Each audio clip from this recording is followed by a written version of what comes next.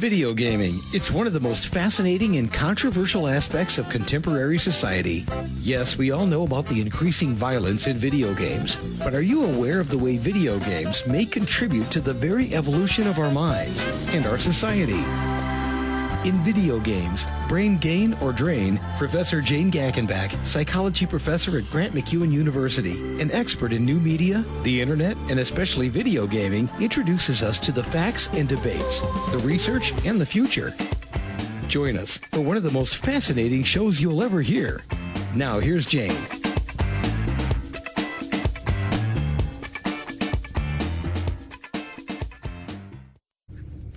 Hello, this is Jane Gackenbach, and this week on Video Games, Brain Gain or Drain, we're going to be discussing political activism in video games.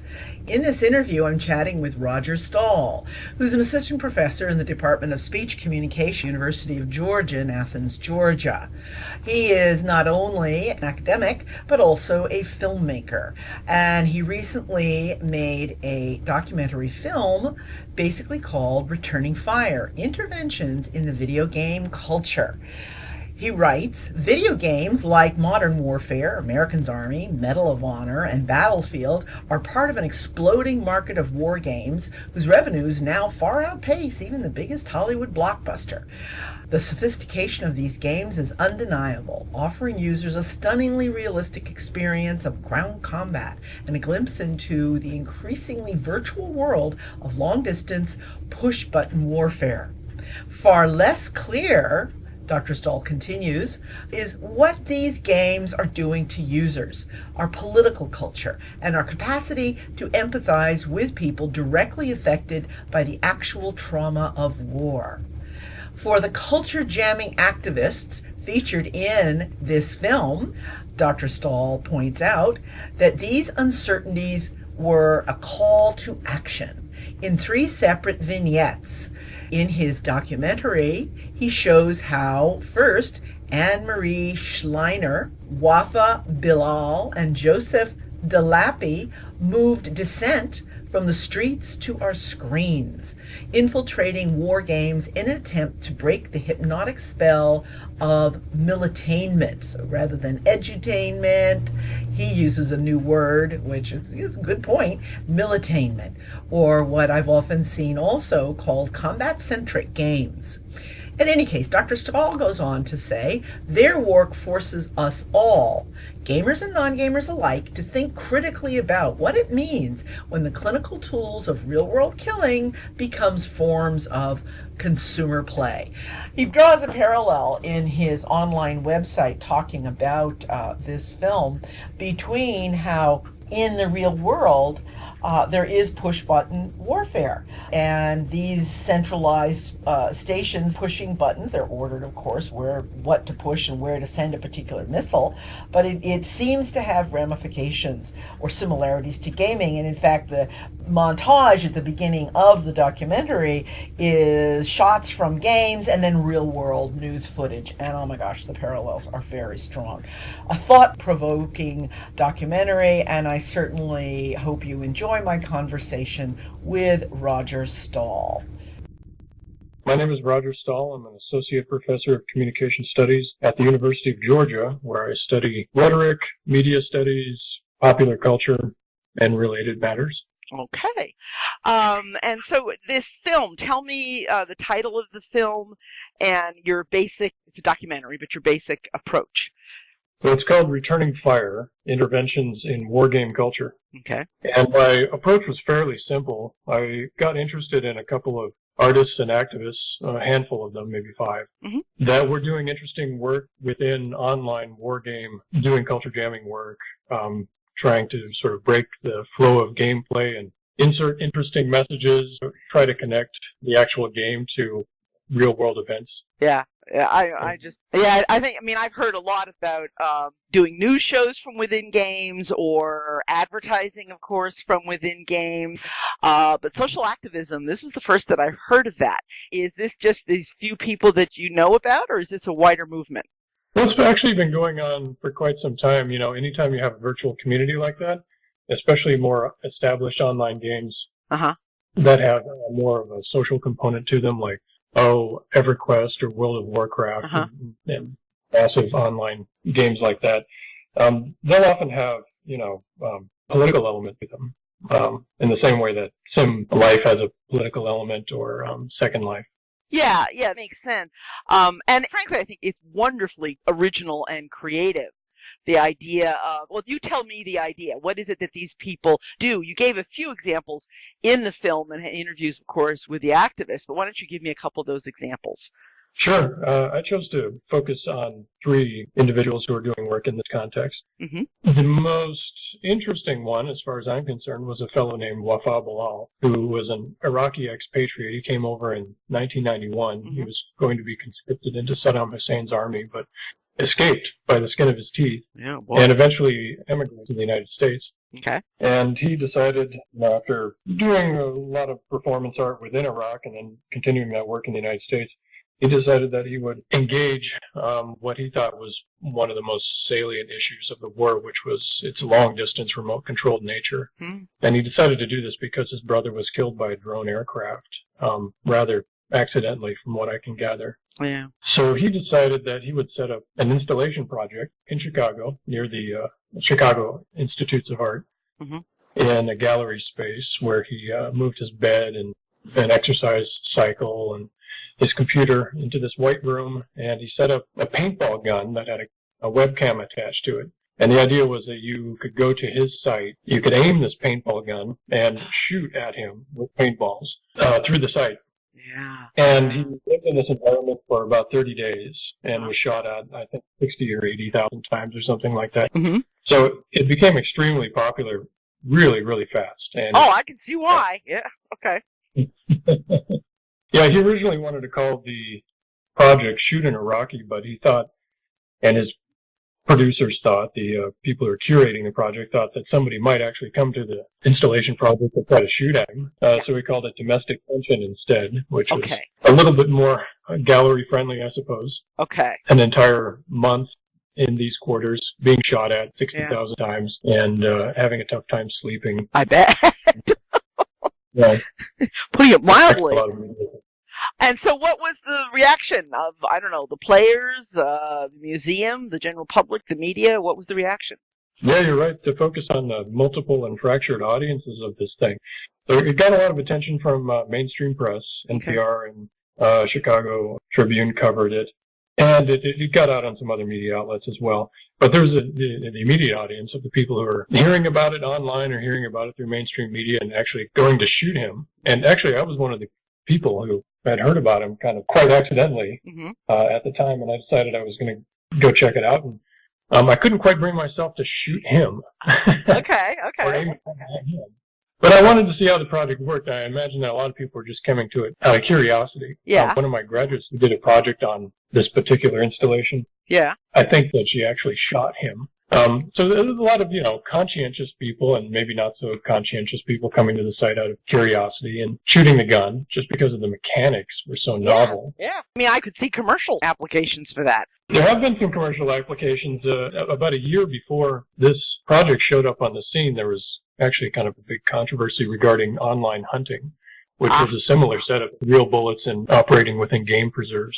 A lot of hunters and also animal rights activists got together and shut that down. Now there are a lot of laws in many states prohibiting online hunting, which is an interesting philosophical conundrum in and of itself. That is really interesting. I'm just thinking the whole paintball from that perspective. I mean, paintball is a recreational activity, and it adds a dimension to that.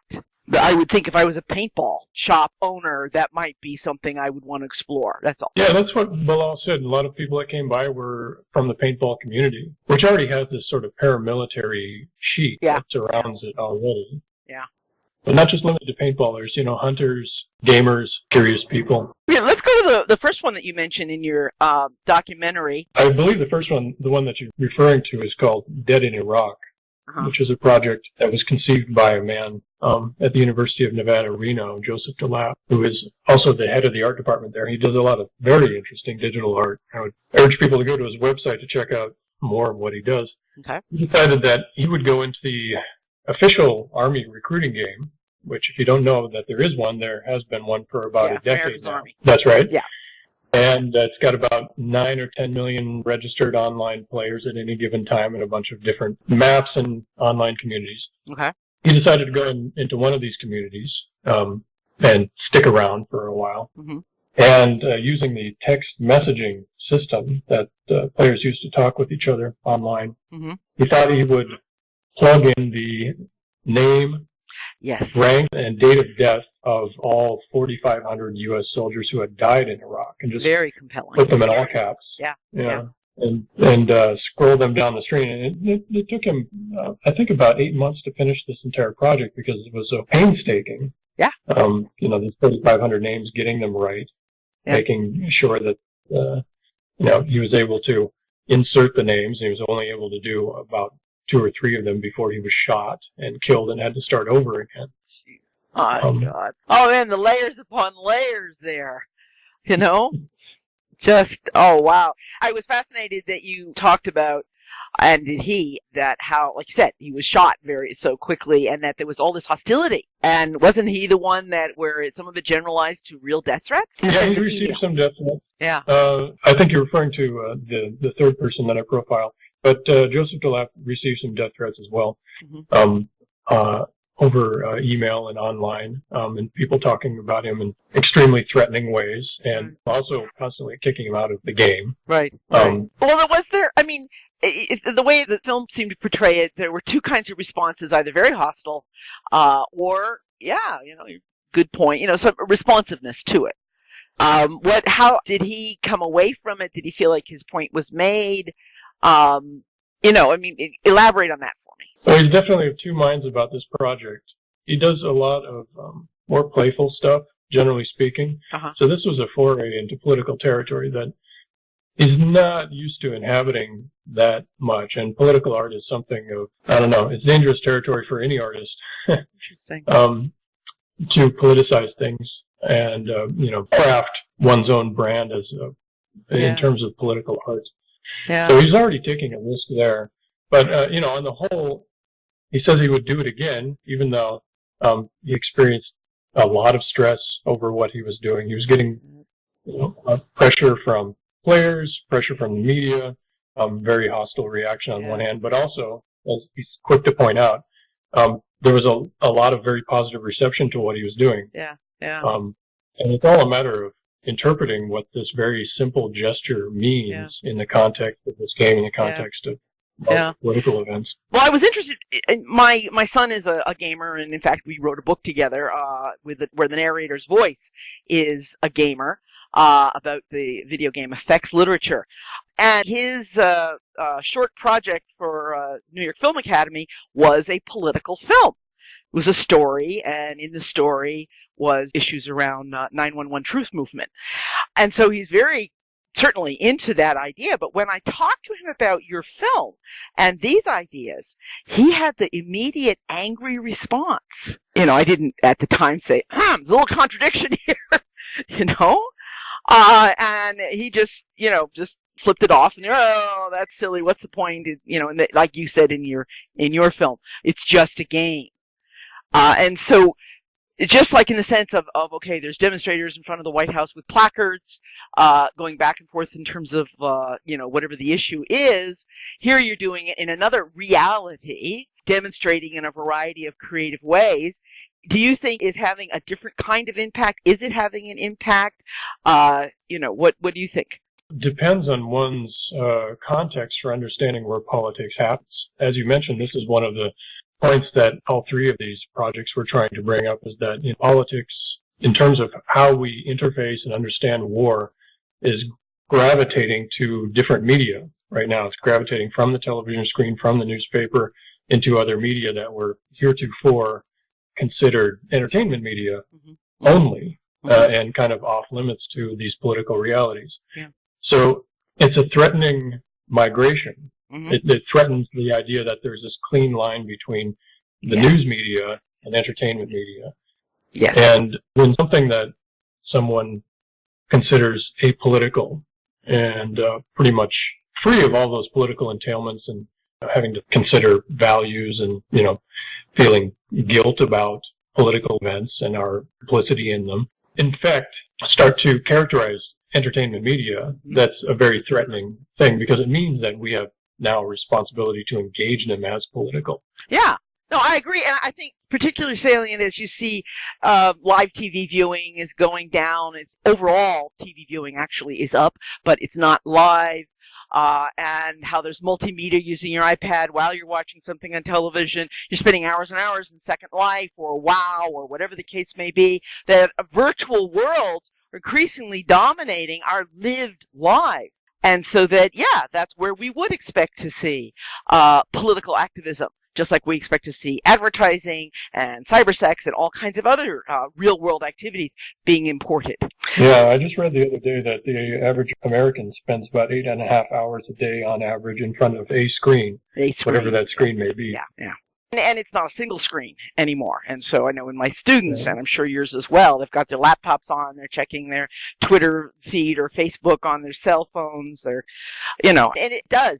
It's those of us who are a little older, it can be a hard world to adjust to. But certainly that reality, and I think it's great that there are some who are saying, okay, if we're going to live increasingly, as you say, in front of a screen, or as I would say, in a virtual world, then, these boundaries between them begin to break down, and we have to own some of what's going on. This is Jane Gackenbach speaking to you about the psychology of video gameplay on webtalkradio.net. Do you think that making typically young men, but not always, also, there's young women in there as well, who are playing combat-centric games, aware of the realities of war in this fashion, do you think it's changing some attitudes? I know we've talked about the whole resistance stuff. What about those who feel like this has been enlightening in some ways? Well, this is a question of effects, and it's difficult territory to untangle in a certain way because this kind of work is done by people who ask these questions in laboratory situations and do a lot of survey research and things like that. And so it's difficult for me as a person who studies these things from a rhetorical standpoint and tries to suss out exactly what stories are being told to make claims about how these media are affecting our ideas about what violence entails, or how acceptable violence is going to be. So, the people I've talked to have indicated to me that they're able to compartmentalize their lives and be able to play Call of Duty, even though the newest Call of Duty directly refers to the ongoing war on terror. Yeah, yeah. Right? But they're able to compartmentalize their political beliefs and their political lives from the gaming experience, which is kind of this, virtual simulacrum of that political existence. My question is, there are all these attempts and entrees on the part of game manufacturers to breach that boundary, to connect the games to political realities in ways that are perceived as even more authentic and give even more credibility to the game. So, for instance, the advertising blitz that accompanied Call of Duty Modern Warfare 3 included a quote-unquote documentary that was circulating on YouTube that featured Oliver North and a guy named Peter Singer, who has been probably the most recognizable name in the intellectual world, one of the voices that has been loudest in terms of calling on people to reconcile the ethical problems that are accompanying drone warfare. And these two people appear in this documentary film and talk about what the future is going to be like, what drones are going to bring us, and what we can expect and all the problems that will arise because of a remote control mechanized cyber army of the future.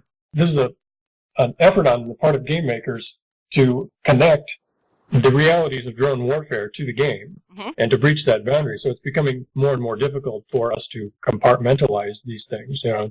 Asteroids of the past was easy to compartmentalize, but Call of Duty Modern Warfare 3 is not.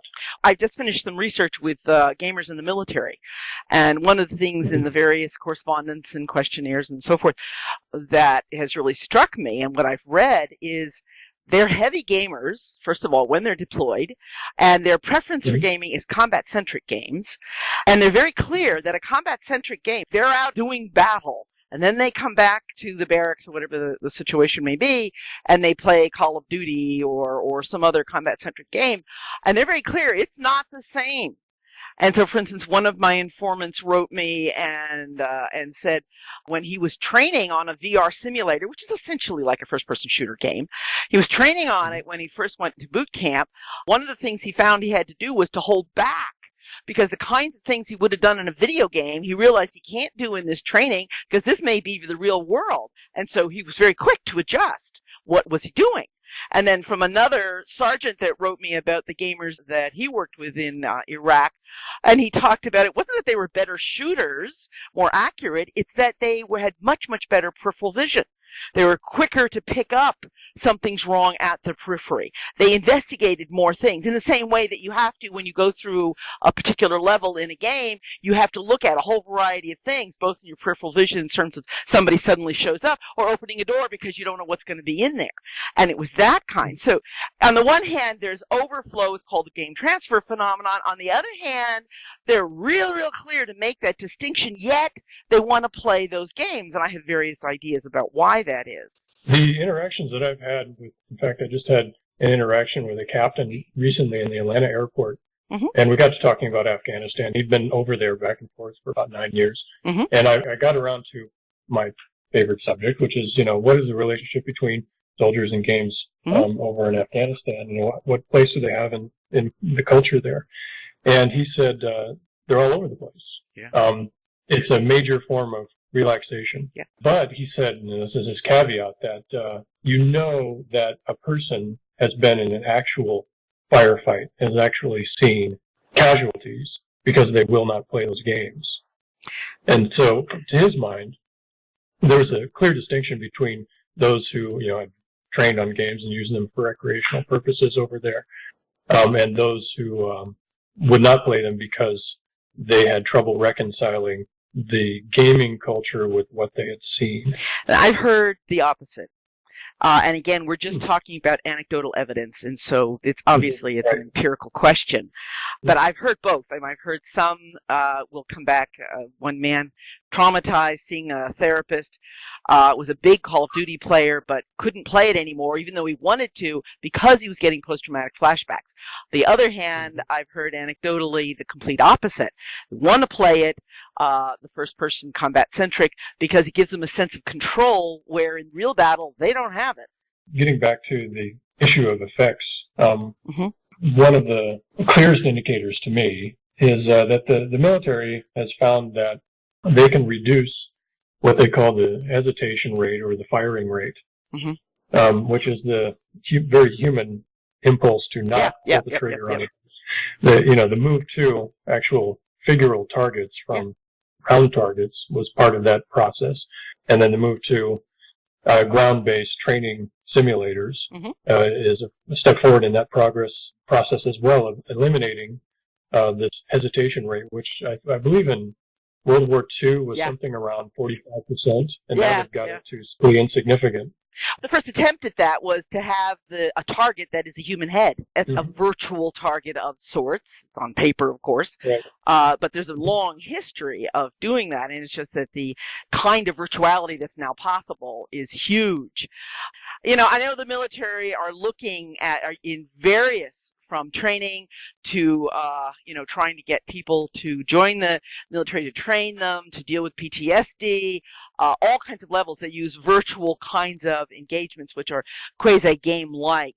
So that's certainly happening there, but I think there's still a whole lot of work to be done. It's a very tricky population to work with for a variety of reasons, but I won't get into that here.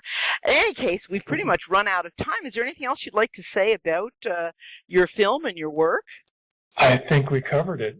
All right. Well, thank you so much, Jane. Okay. Thank you. Bye-bye. Next time on Video Games, Brain Gain or Drain, we'll be talking about women in gaming. This is an interview with Shira Chess in talking about an article that she recently published in Communication Currents, where she talks about advertising strategies to market video games to women. She writes that the increase in advertising started when more women were observed to be playing Nintendo Wii, PC casual gaming, and Facebook games. The copywriting often combines the idea of play and productivity, and messages are subtle rather than direct. We have a lively discussion about not only advertising to women, but the roles that women play in games and how women and the types of games that women play. So please tune in next time. Until next time, play hard, dream long, and prosper. If you'd like to know more about Jane and her work, please click on the book covers on the Web Talk Radio page right in front of you, or check out her social media icons. If you miss a show, you'll find it in the archives. Thanks for joining us today, and we'll see you next time for another edition of Video Games, Brain Gain or Drain.